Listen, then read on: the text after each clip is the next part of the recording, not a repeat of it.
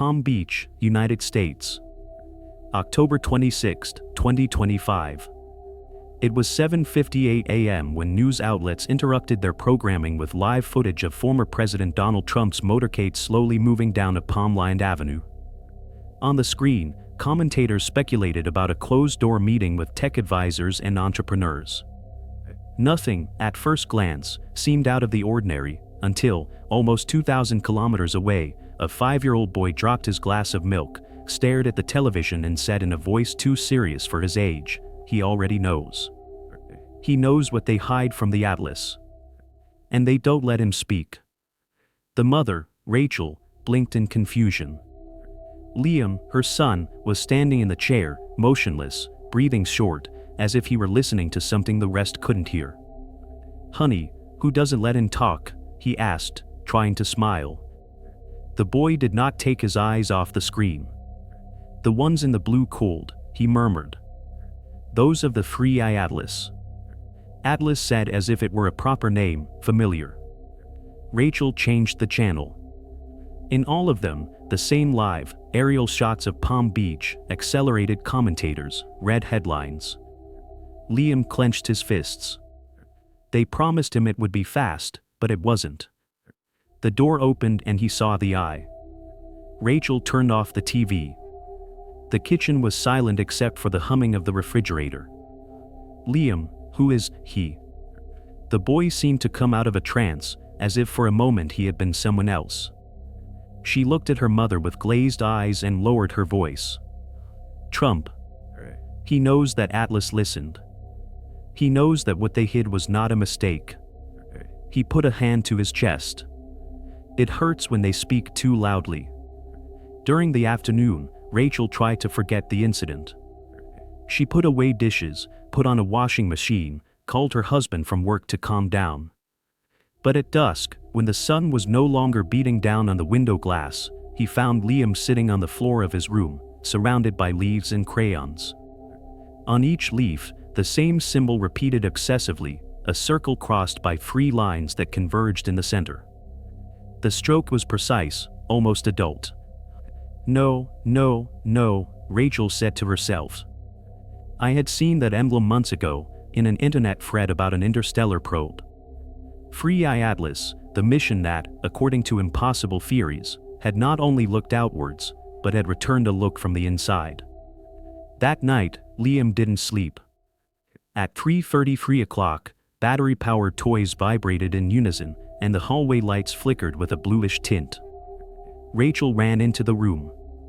The boy was sitting on the bed, upright, with his eyes open but absent, and he moved his lips, articulating silences. When the voice finally came out, it didn't sound like his Sigma protocol. Resonance TR key under the eagle. Rachel hugged him, trembling. "What is the key? What eagle?" Liam looked at her as if he didn't know her. "The key that is not turned, is remembered. They hid it where no one looks, because everyone thinks they are looking up." He fell back on the pillow, exhausted. The next day, Rachel took her son to the pediatrician. Normal tests, normal reflexes, normal pressure. Stress, media suggestion, the doctor diagnosed with mechanical kindness. Rachel nodded in disbelief. In the parking lot, he unlocked his cell phone. A notification emerged and disappeared so quickly that he couldn't touch it. Atlas_3i //wake. He thought of a virus, of spam. He decided to ignore it. In the evening, however, when she checked the email, she saw a draft that she did not remember writing. Just 4 words, followed by the hour 3:33, "You can't let him say it." The following days, Liam began to talk in his sleep. Short words, like flashes. Bridge. Be careful. Cold. Warning. Sometimes he added, "light behind the flag," or "White Tower," and always, when the figure of Donald Trump appeared on television, the boy put his hands to his ears, complaining of a high-pitched buzz. Rachel tried turning down the volume, changing the channel, turning the device off. It was useless. The buzzing did not come from outside. It came from him. At 3:33, the cursed hour, however long the silence lasted, the buzzing returned. One afternoon, looking for certainty, Rachel called Noah Miller, a local journalist who had covered stories of unexplained phenomena. He sent her photos of Liam's drawings. Noah was silent when he saw them. That symbol is not public. It was an internal marker of the Free Eye project, leaked in screenshots a year and a half ago. Theoretically, no one outside certain circles would have seen it. Rachel felt her throat dry. My son is 5 years old. I know, Noah said. And that's why I need you to tell me everything from the beginning. In the first interview, Liam did not speak. His eyes were fixed on the voice recorder, as if the device was doing more than just recording. Noah left uneasily. The next day, at 3:33 a.m., Rachel's cell phone vibrated on the nightstand and showed a message with an unknown number, 33-3 Trump LP. When I opened it, there was no text, only white noise. Liam sat up on the bed and muttered, "It was heard very clearly, but you were turned off." Rachel cradled him. "Who, son?" "Those who don't want me to say it." Microelectric blackouts, that subtle oscillation imperceptible to everyone except those who were attentive, began to multiply in the house. The digital clock stopped for a second at 3:33 and then continued. The television, even unplugged, turned its diode blue for a fraction of an instant. Rachel began to write down each phenomenon with time and duration. The pattern was always threefold: 3 beats, 3 seconds of silence, 3 beats. On his calendar, he drew Liam's symbol over each early morning marked by interference. The leaf was filled with circles with converging lines, like a domestic constellation. One night, Noah returned with encrypted audio. "Don't ask me how I got it," he said. "It is a fragment of a transcript from a private committee. There is talk of the Free Eye Atlas, of a reverse listening and an executive key. And a code name appears, TR. Rachel felt the blood buzzing in her ears. Trump. Noah nodded. And another initial appears, LP. Liam Peterson. As he said it out loud, the boy's name, so everyday, so simple, suddenly felt like a code. Liam walked past them, dragging a blanket, half asleep. He stalked in front of Noah's tape recorder, touched it with a finger, and said, "It's not working." The Atlas turned off the sound. Noah leaned over. "Why, Liam?" The boy cocked his head. "So that they don't say what they can't say." Rachel knelt down, taking him by the shoulders. "What can't they say?" Liam whispered that the warning wasn't for them, it was for the one who comes after. From that day on, the words, "the one that comes after," ceased to be a mystery and became a presence. Rachel began to notice that the boy avoided mirrors, reflective surfaces. "There's no one there, Mom. There's the after watching us." The phrase fell like ice. He turned off screens, covered the TV, turned off the Wi-Fi. Even so, the house continued to vibrate every morning. Once, when the clock struck 3:33, the microwave displayed a word before resetting, RESONNCIA. Another night, the smart speaker, mute for days, turned on its blue ring and uttered, in a neutral voice, an unaddressed sentence, "The key is still under the eagle." The device was not connected to the network. Noah insisted on recording more. Unpublished. Just to understand. On the third visit, he brought with him a child psychologist, Dr. Isabel Garces, who specializes in episodes of abnormal language in minors. The doctor talked to Liam about toys, colors, dreams. Everything was normal, until he accidentally mentioned the word flag. Liam stiffened and pointed to the ceiling. They hid it there. On top of the eagle. He signed and they covered it. Isabel swallowed. Who signed, Liam? Trump. They told him it was for security. It was out of silence. Noah and Rachel looked at each other breathlessly.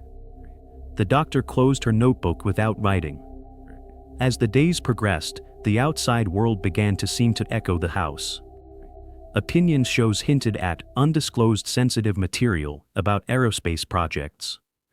A live presenter suffered an audio cut just as he said Atlas. When the signal returned, the studio was frozen, steam was visible when breathing. In private forums, an alleged memo was shared with 3 lines in capital letters: contact, warning, silence. No one confirmed its authenticity. No one denied it. In the early hours of the 26th, Rachel found her son writing in chalk on the floor of his room. Crooked words, separated by exact spaces: bridge, I, cold, key, eagle, TRLP, do not say. Each word was followed by a small circle with 3 lines. They told me to put it on so that it would not be forgotten, explained the boy with old tiredness, looking at some place where the mother only saw a wall. He forgets it too, that's why he needs the drawing. Rachel carried him back to bed, fighting the temptation to burn those leaves, erase that floor, undo the signs. But how do you erase what exists before it is written? Noah called at midnight. I have something, he said.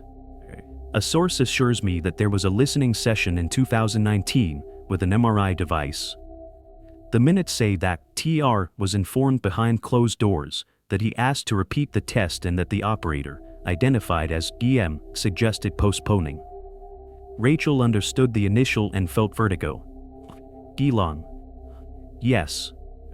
Then the minutes say that the committee agreed to withhold public verbalization until confirmation of origin. And he adds a final line: do not break the silence, the human vector is not ready. Liam, awake again, appeared in the doorframe. Breaking the silence makes them turn off the sound, he said, without anyone asking him anything. Coincidences became a habit. Rachel stopped counting them so as not to go crazy. She stuck a poster board next to the bed with a schedule: sleep 8:30 p.m., despota 7 o'clock, no screens, no news, no questions asked at 3:33.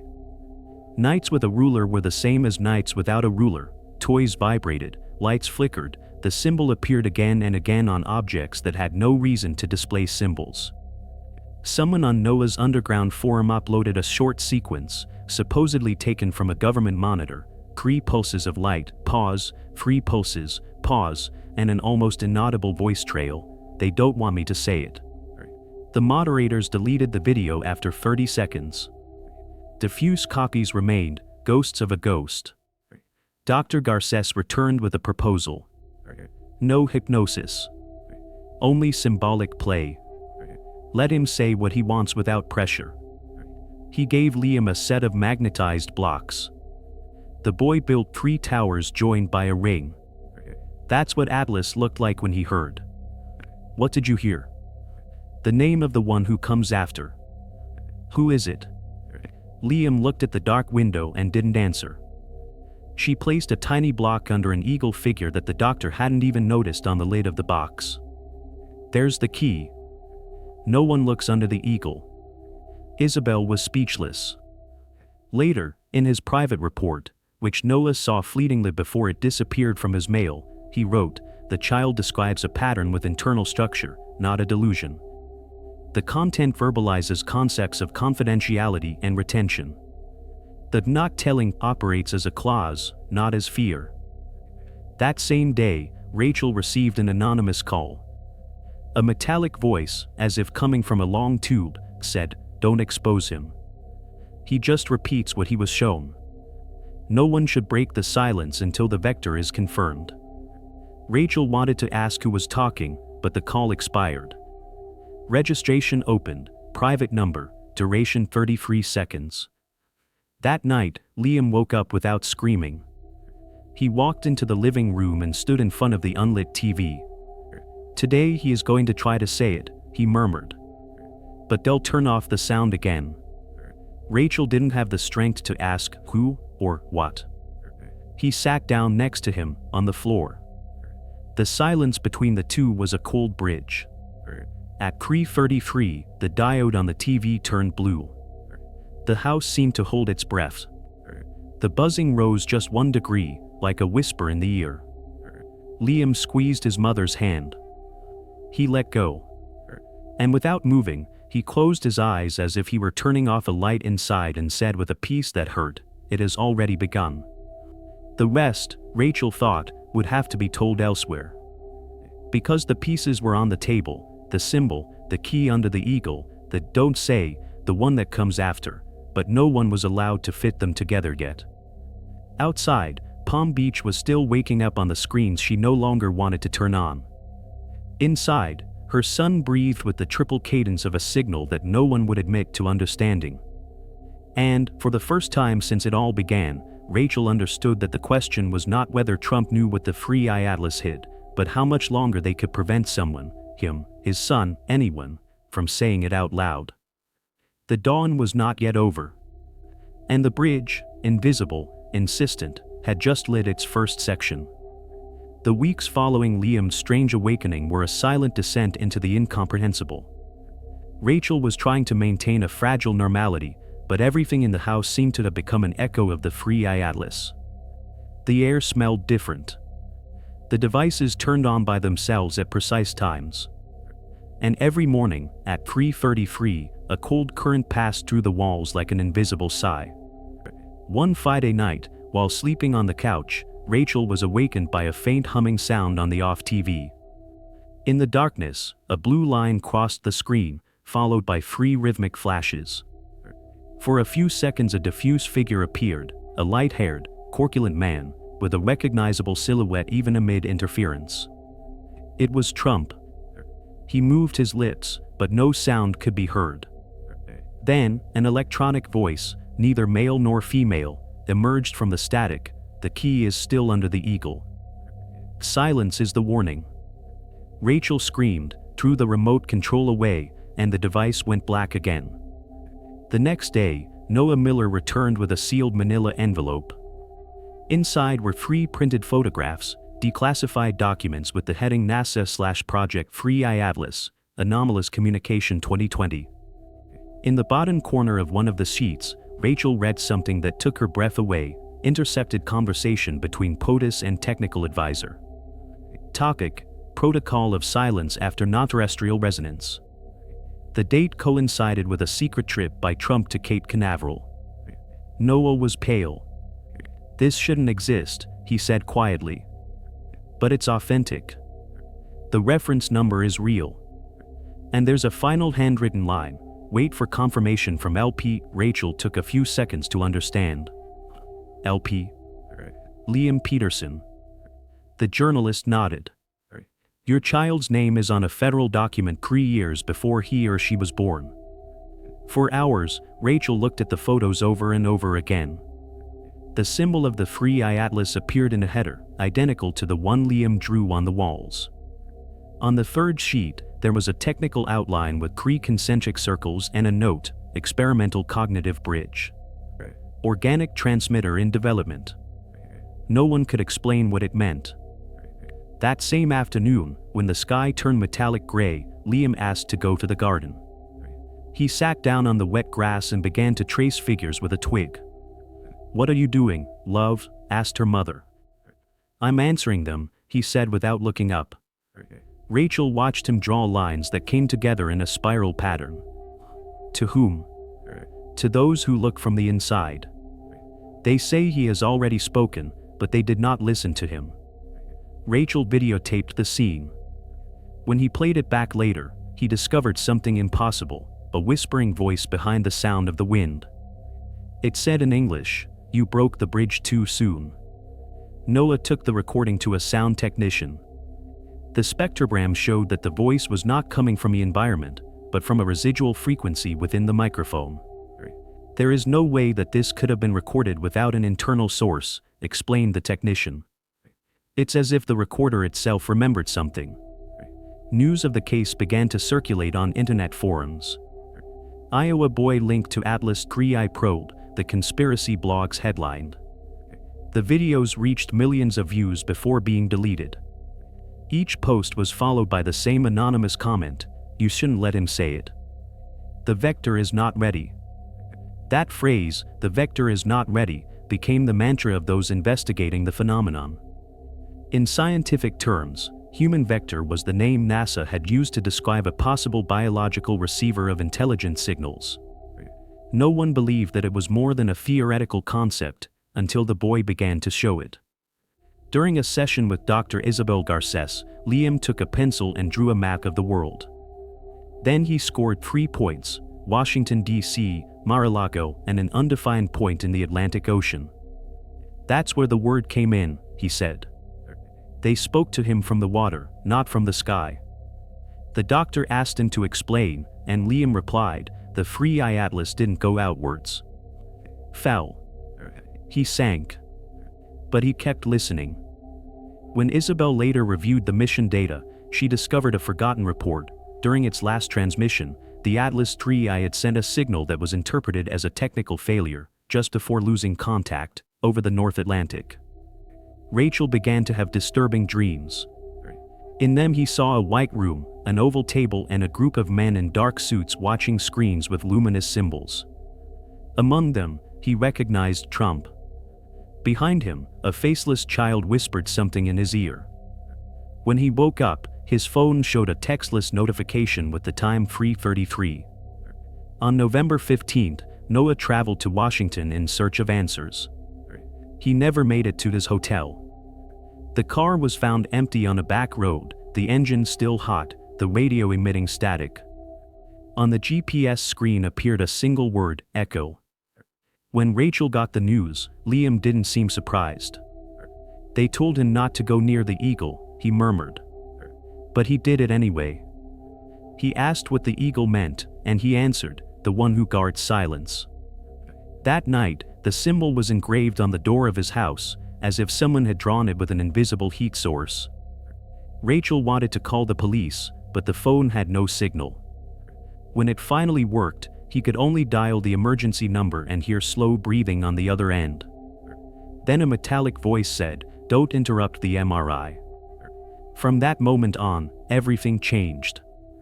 The bathroom mirrors were fogged up with words written from inside the steamer. The clocks synchronized themselves at 3:33, even those without a battery. And every night, the boy got up, took a notebook and wrote down phrases that seemed to be dictated to him: silence imposed. Incomplete contact. Trump observed the fracture. Rachel, desperate, took the pages to a linguist who specialized in cryptography. After analyzing them, the expert discovered that the words formed a pattern of prime numbers and sequences of Morse code that repeated the same instruction: keep vector active. Meanwhile, contradictory statements were leaking into the news. Some former Trump aides claimed that, during his presidency, the former president had shown an obsession with a cosmic warning. Others denied any connection. But in every archive photograph appeared, on the desk of the Oval Office, a small golden sculpture of an eagle, with 3 lines engraved on its base. On November 20th, Rachel received a package with no return address. Inside, a pen drive with a single folder, Atlas_Protocol_Sigma. The file contained a video recording of just 47 seconds. The image showed a dark room lit by a blue screen. A voice, unmistakably Donald Trump's, said, "They warned me. He was not one of us. He wasn't from anywhere. He said he would come back when the boy spoke." Rachel dropped the device. He ran to Liam's room. The boy was awake, sitting in front of the window. "What did you see, Mom?" she asked without turning around. She didn't answer. Liam smiled slightly. "You heard it, right? He knows it too. That's why they don't let him say it." At 3:33, the sky over Iowa lit up with a blue glow. Neighbors described the light spiraling down, without noise or heat. The animals hid. The clock stopped. Rachel hugged her son, but he showed no fear. "Don't worry," he whispered. "They didn't come for me. They came to remind him that he must still speak." The glow suddenly disappeared, as if it had never existed. News reports attributed it to an atmospheric phenomenon, but scientists were unable to explain the electromagnetic interference that paralyzed part of the Midwest for exactly 33 seconds. The next morning, Rachel found a new drawing on the kitchen table. It showed Trump standing in front of a circle of light, with a smaller figure next to him. Underneath, a phrase written in children's letters, they already showed him the eye. Now he has to decide if he will say it. Rachel realized that the story wasn't over yet. That what had begun on a television screen, with a 5-year-old boy and an impossible symbol, was only the first warning of something much bigger. Because the Free Eye Atlas had not only listened. He had also chosen who should speak, and who should be silent. And as the clock struck 3:33 again, the echo of first contact kept repeating inside the house, like a whisper that didn't want to, or couldn't, stop. During the days that followed the blue glow over Iowa, the word Atlas began to seep into the media like a shadow that no one could openly name. Weather reports spoke of ionization anomalies, while opinion shows repeated the same script: nothing to fear, the Free Eye Atlas probe is still out of service. But Rachel knew that was a lie. Since that night, things in his house had stopped behaving as before. The lights were no longer turned off, watched. They blinked with a soft pulse, in rhythm with the child's breathing. And every time the name, Trump, appeared on a broadcast, Liam would stand still, as if he heard something beyond the sound. "He's trying to say it, Mom," he muttered. But every time he opens his mouth, someone erases it. Rachel began to notice a disturbing pattern. Every public intervention by the former president ended with audio glitches or interference. A conference in Texas, a rally in Florida, a live interview with a British journalist, they all presented the same phenomenon. During the first few seconds of his speech, the sound became saturated, and the audio spectrum showed an irregular sequence of Cree short and Cree long pulses, the same rhythm as the Atlas anomalies. The engineers called the pattern the triple signature. On December 3rd, the White House issued a statement denying any censorship of Trump. That night, however, Rachel received an anonymous email signed with only one letter, Sigma. The subject line read, "Sigma Protocol reactivated," and the body of the message included a GPS coordinate in Washington, D.C., just below the obelisk of the Washington Monument, and a phrase, "The key is not under the eagle. The eagle is under the key." Rachel didn't know what it meant. But Liam, seeing the mail, said calmly, "They keep their voices there." What he wanted to say and couldn't. 2 days later, Noel Miller was officially declared missing. His car, recovered by the FBI, showed a disturbing detail. On the windshield, drawn with metallic powder, the symbol of the Free Eye Atlas was visible. On the board, the agents found a handwritten note: "The boy was right. Silence has an owner." Rachel felt the fence close. He no longer slept, he hardly ate. He just watched his son, who seemed more and more distant, as if a part of him was somewhere else. Every night he wrote the same thing in a notebook: Trump, door, warning, vector, echo. When she asked him why, he replied, "So that it is not forgotten. When the door opens, you won't remember how it closed." On December 10th, the international news showed something unheard of.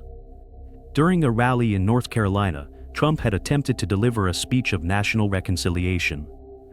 But, by the 3rd minute, the sound was interrupted, and instead of his voice, the global broadcast emitted a high-pitched hum that lasted exactly 33 seconds. Thousands of viewers claimed to have heard something in that noise, a child's voice saying in English, "You can't say it." The television network blamed the cyber attack, but the National Security Agency detected something different. The signal had not come in from outside, but from the transmission network itself. And the scariest thing, it came from coordinates located in the exact center of the country, near Des Moines, Iowa. Rachel woke up that morning with a knock on the door. They were men in dark suits who showed credentials without logos. "Mrs. Peterson, we need to talk to you and your son."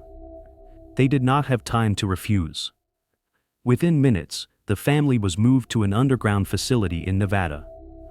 There, doctors and technicians surrounded Liam with cables, sensors, screens. "We won't hurt him," they said. We just need to understand why it responds to the Atlas pattern. During the first tests, the monitors recorded brain activity outside of any human scale. When scientists showed him images of the probe, Liam smiled and said, "That's not a machine. It's an ear.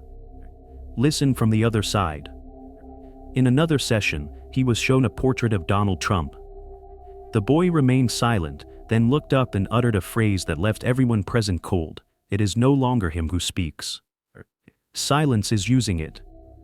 The technicians, puzzled, watched as the sensors in the laboratory began to emit the same triple pulse of the free eye signal.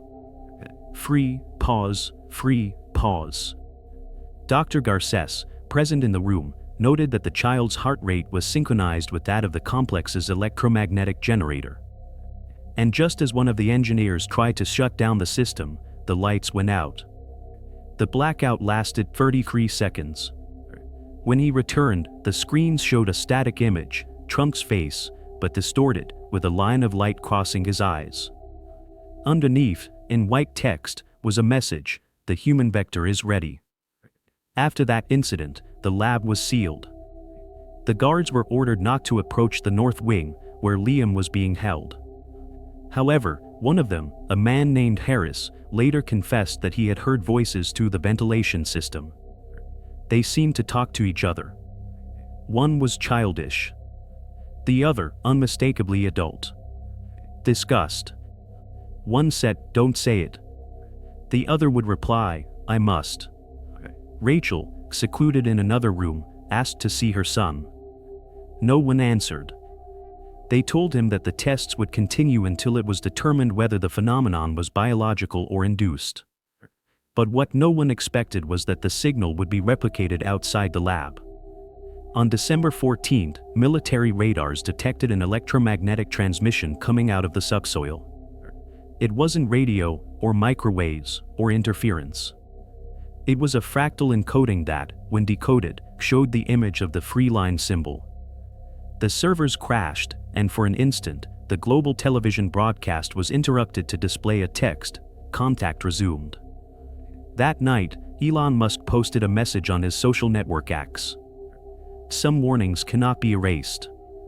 The resonance is still active. The message was deleted minutes later. Rachel heard the rumors at the facility. Some scientists spoke of the convergence between consciousnesses, others of an inverted transmission. One of them approached him secretly. "Your son is not a channel, ma'am. It is a mirror. The Atlas uses it to reflect what it heard in 2024. And Trump was the first human frequency to resonate with that signal." Rachel looked at him blankly. "What does that mean?" "That the warning was not for us," the man said. "It was between them." The following nights were torture. At 3:33, without exception, the generators on the base were turned off. In the darkness, there was a sound in the background, a breathy murmur coming from everywhere. Some swore it was Trump himself speaking in low tones. Others said it was Liam repeating something in a language no one could recognize. On December 16th, Rachel was awakened by a flash in her bedroom door. One word glowed in blue light: decision. He ran to the medical area, but the hallway was empty. In the last room, she found her son standing in front of a monitor. The screen showed a live recording of Donald Trump, sitting at a desk. It was not on any known channel. His voice trembled. "I can't keep silent. They told me what would happen if I talked, but it doesn't matter anymore. The Free Eye Atlas did not come from space. We brought him. We woke him up early. And now listen to the children." The transmission was suddenly cut off. All the systems in the laboratory collapsed. Thermal cameras showed a sudden increase in temperature around Liam. Rachel hugged him. "What does that mean, son?" He smiled faintly. "That they can't stalk him anymore." The guards rushed in. The alarms were ringing. On the screens that were still functioning, the Atlas symbol flashed on a white background. Among the flashes, disordered words appeared: vector, warning, echo, bridge. Then, total silence. Rachel could only hear one last sentence from her son before he lost consciousness. Now he remembers too. When I woke up, the lab was empty. No scientists, no guards, no Liam. Just a sheet of paper on the table with an inscription written in blue chalk. The boy spoke. The echo began. Outside, the night was a deeper blue than ever. During the days following Liam's disappearance, the entire world began to experience a quiet unease. The authorities did not issue statements, but something invisible was moving between the communication systems. In each country, at the same time, 3:33 a.m. local time, thousands of devices turned on by themselves. They showed no images or text, just a blue glow that pulsed with a perfect cadence. 3 flashes, pause, 3 flashes, pause. It was the same sequence recorded in the laboratory the night the boy uttered his last sentence. Intelligence agencies called the phenomenon Atlas resonance. NASA denied any relationship with Project Free Eye, but analysts noted that several official accounts linked to SpaceX and the Space Force posted coded messages that disappeared minutes later. In one of them, one could read fleetingly, "The vector has awakened. It's not a satellite, it's memory." Rachel was transferred to a high-security facility near Denver. There, a group of psychologists and linguists interrogated her for hours. They wanted to know everything about their son's words, his drawings, his dreams, the symbols. She answered what she could, even though her mind was fragmented by trauma. He said that the Atlas was not a machine, he repeated. He said it was an ear, that he heard from inside us. The specialists looked at each other, uneasy. One of the researchers, Dr. Heller, showed Rachel a confidential document. It was a transcript from 2018, signed by a White House science advisor. It read, "The Free Eye Atlas has returned an audio sequence with human voice patterns. Tentative identification, POTUS. Order, sealed transmission and file as Sigma protocol. Rachel felt nauseous. "That was before my son was born," she said. The doctor nodded. "That's exactly why we call it a vector. Signals do not travel only in linear time. They travel through the consciousness that can remember them." Meanwhile, in the news, Donald Trump reappeared. He looked aged, but his tone was the same as always, defiant, energetic, combative. However, his speeches no longer made sense. He spoke in truncated sentences, as if answering to someone invisible. "They think it was a warning," he said, "but they don't understand. They don't understand what he heard. What we all heard." The networks cut the transmission before it ended, alleging audio failures. Attendees at their events reported a constant buzzing, a vibration that was felt more in the chest than in the ears. On December 21st, the Atlas resonance reached its peak. In the skies of several cities, London, Moscow, Tokyo, Buenos Aires, light waves were observed forming circular structures, as if an invisible network covered the planet. The satellites recorded unprecedented magnetic distortion. People began to dream the same thing: a white room, a child in front of a man dressed in black, and a voice saying, "The silence ends when he decides to speak." Rachel, confined, began to hear that voice even awake. He spoke to him in fragments. "The bridge is all ready. The key turns, under the eagle." Every time I heard it, I felt a mixture of fear and hope. Dr. Heller, looking at the monitors, noticed that Rachel's brain waves matched the pattern of the Atlas MRI exactly. "She's connected, too," he muttered. On the night of December 24th, at 3:33 a.m., all the lights in the complex went out. The screens showed a live feed, Donald Trump, alone, in a dark room, in front of a camera. His gaze was fixed, his hands resting on a table. "They said I shouldn't talk," he began. "But silence is also a lie. What the Atlas brought was not a message, it was a mirror. And now that mirror shows us what we didn't want to see." The image trembled. Behind Trump, a childlike silhouette was outlined in the blue glow. It was unmistakable, Liam. He didn't move, he just watched him. The former president took a deep breath. He's here because he remembers. Because someone must say it. The transmission was abruptly cut off. The technicians of the complex panicked. The equipment restarted itself, the automatic doors opened and closed without control. Rachel shouted that she should go to Washington. He's with him, he said. My son is with him. No one listened to her. A guard tried to stalk her, but the lights went out, throwing a blue flash that knocked him down. When the room lit up again, Rachel was gone. Hours later, security cameras at the National Airport recorded a barefoot woman walking through the crowd, with a bill in her hand and a blank stare. On his forearm, traced in blue ink, he bore the symbol of the Free Eye Atlas. Meanwhile, on social media, users were reporting a disturbing phenomenon. Trump's old speeches, even those recorded years ago, were changing. In each video, just before concluding, a child's voice whispered a new phrase. In English, but always with the same soft tone, "Don't forget the silence." Engineers at YouTube and other platforms denied tampering, but downloaded copies showed the same pattern. By analyzing the audio in spectrogram, the experts discovered that the waves formed the silhouette of an eye surrounded by three concentric lines. The match with the symbol in the atlas was exact. On December 26, an unprecedented event paralyzed the planet. All communications satellites were out of service for exactly 3 minutes and 33 seconds. In that time, the night sky lit up with a blue glow visible from both hemispheres. The clocks stopped. The compasses spun uncontrollably.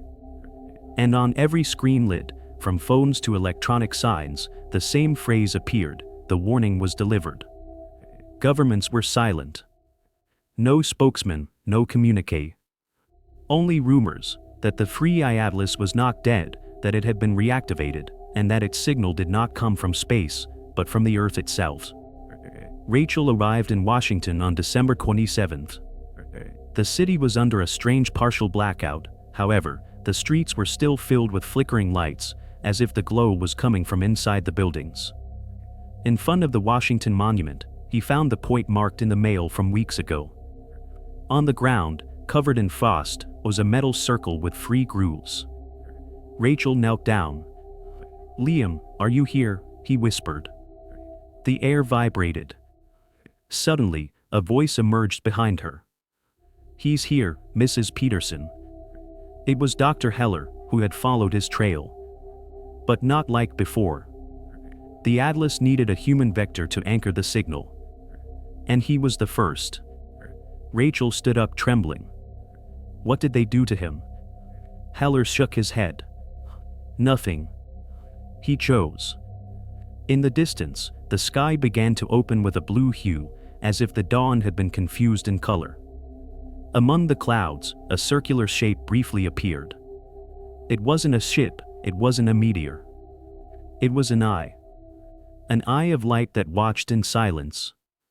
Heller muttered, "They don't want me to say it, but he is within the resonance." Rachel fell to her knees. What does that mean? That the message is not over yet, the scientist replied.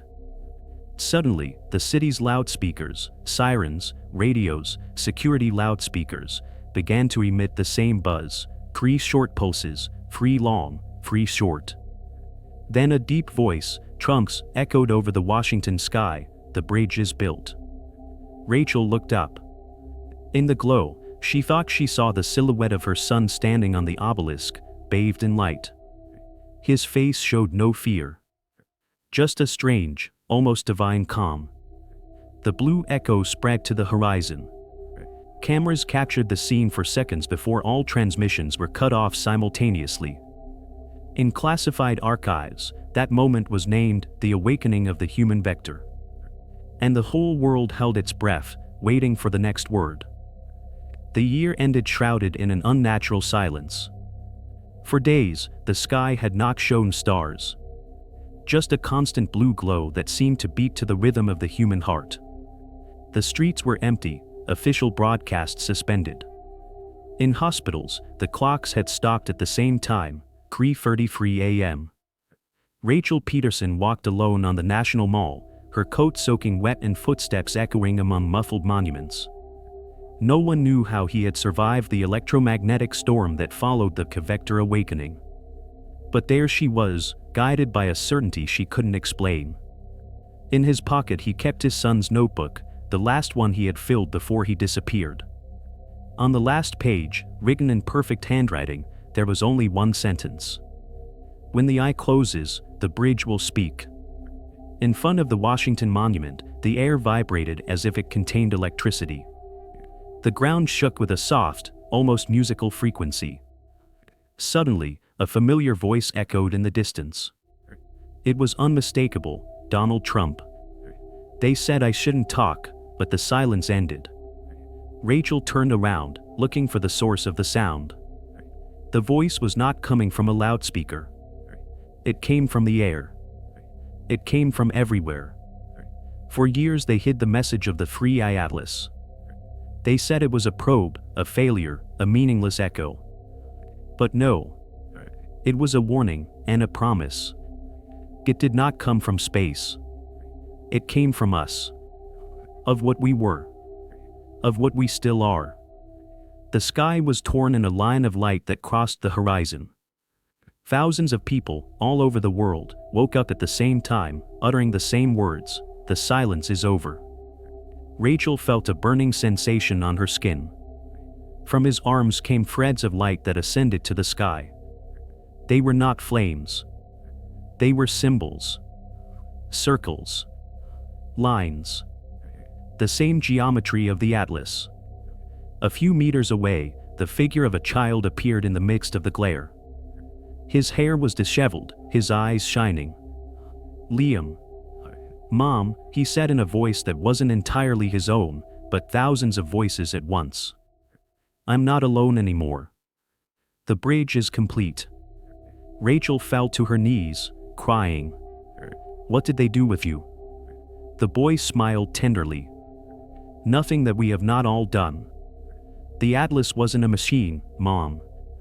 It was the memory of what we forgot. And Trump, he was the first to remember." The air was filled with a chorus of murmurs. Human voices, millions, speaking in unison from every corner of the planet. "Atlas 3I, they repeated. "Warning. Resonance. Reborn." Then, above the dome of the Capitol, a figure of light appeared. The silhouette of Donald Trump, motionless, surrounded by a blue halo. His voice was amplified all over the planet. "The key has already turned. There was no invasion. There was no contact. Just the reflection of who we are when we stop talking and start listening.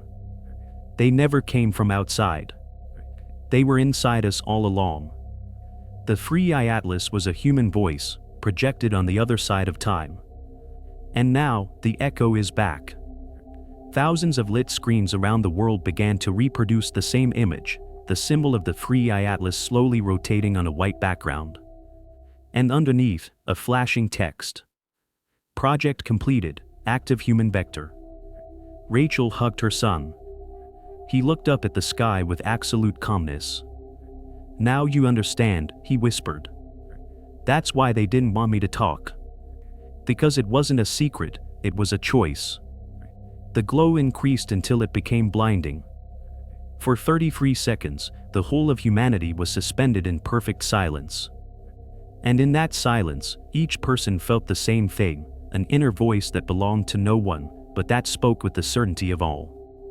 The contact was never with them. It was between us. When the light faded, Rachel was alone in the middle of the memorial. The sky had returned to normal. The stars twinkled. There was no sign of Liam, or Trump, or the glow. Just the distant sound of the city waking up. In his hand, the boy's notebook was opened by a new page that he had not written before. Atlas completed the warning. Silence restored. Safe bridge. Rachel looked up at the obelisk, now quiet. For the first time in months, the clock was ticking a different time, 3:34 a.m. The cycle was over. In the weeks that followed, the media tried to explain the phenomenon.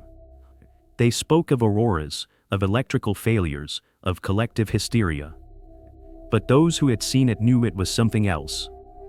On the forums, people commented on having dreamed of a child talking to them from a blue room.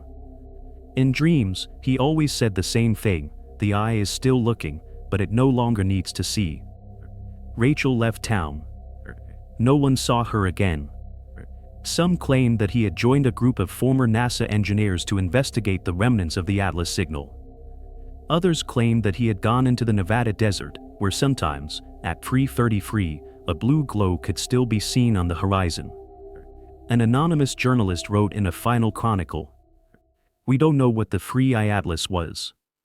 Perhaps it was not a probe, but a mirror, an echo, or a promise. The truth is that it changed the way we look at the sky. And since then, we all listen a little more to the silence." That was the last file labeled as the Atlas Trump case. The file was closed with Dr. Heller's signature and the handwritten note, "Warning delivered. Pending response." The world went on as if nothing had happened. But there are nights, just as the clock strikes 3:33, when some claim to feel a slight tremor under the floor, like a heart beating very slowly. And in that vibration, a barely perceptible phrase seems to be repeated over and over again, in all languages, in all corners of the planet. Silence also speaks.